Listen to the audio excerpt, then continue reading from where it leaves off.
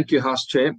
House Chair, the ACDP regrets the budget cuts as set out in the amendment bill, and these were necessitated through lower economic growth and lower revenues and escalating debt service costs. This obviously impacts much needed services. The 17.58 billion rand increase in provincial wages following the public sector wage segment places additional pressure on the fiscus, and this is one of the budget risks set out by National Treasury in the budget earlier this year, which has now materialized. The permanent solution to such fiscal constraints is high economic growth, which, as we all know, has been severely impacted by load shedding and the logistics crisis at Transnet, ports, and rails.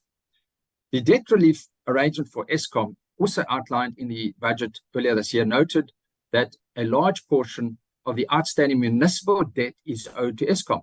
And while 78 billion was given to Eskom with 106 billion to follow, government has now invited municipalities to apply for debt relief for arrears debt owed to Eskom to be written off over a 3-year period, provided municipalities comply with certain conditions.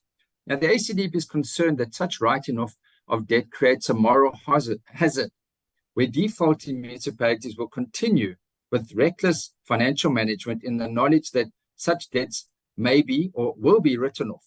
Thankfully, National Treasury has imposed strict conditions, and it could result in such municipalities having to repay the remainder of their debt, including interest and penalties, should those conditions not be met.